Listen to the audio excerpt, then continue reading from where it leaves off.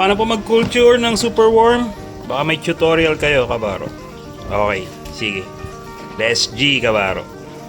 Bali ginawa namin dyan, kabaro, is bumili kami ng 1 ounce cup. So, mabibili niyo yan sa Orange Shop or kung saan kayo bumibili ng online shopping.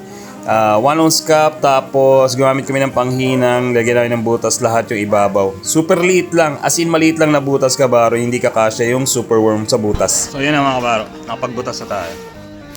Sa diba? Yan. So, mga jumbo lang yung mga na-harvest natin dyan.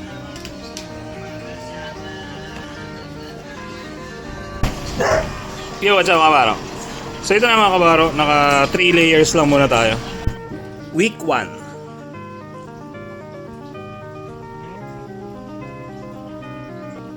Second week, week 2. Ayun na, meron na nag-transform. Yung iba, nasa pupa stage pa.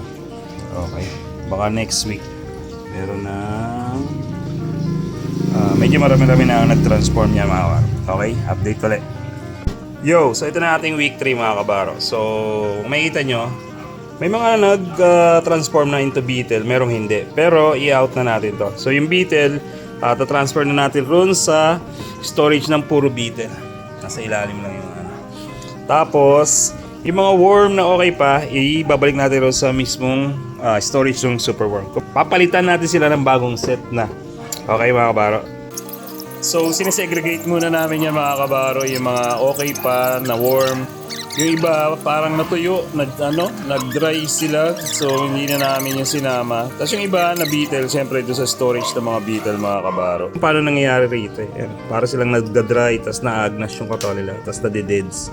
Tapos meron, after 3 weeks, meron ring, siguro mga another week pa to bago mag-transform. Yung pupa stage. Yan. Tapos, yung iba nalagay na natin rito. Tapos, yan, magkukulture tayo ng bagong set. Mga another 250 or 300 pieces yata kasya rito. And that's the final one mga kabaro. Yan. So mga naka 250 to 300 pieces yata laman ito. Chill na natin yan.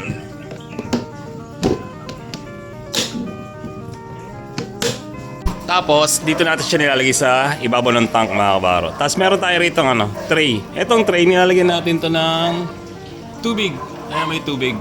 Para sa yung tubig, para hindi siya langgamin. Kasi yung langgam ang pinaka number 1 kalaban niyang culture nyo ng superworms. So make sure, lagyan nyo ng tray, tapos lagyan nyo ng tubig para hindi langgamin yung culture nyo. Kasi pag nilanggam yan, wala, ubos yan. Okay? Pagkain pala nito, nakalimutan ko. Pagkain pala, mostly sayote, carrots, yun, talong, anything na vegetables, okay? Yun lang, tight.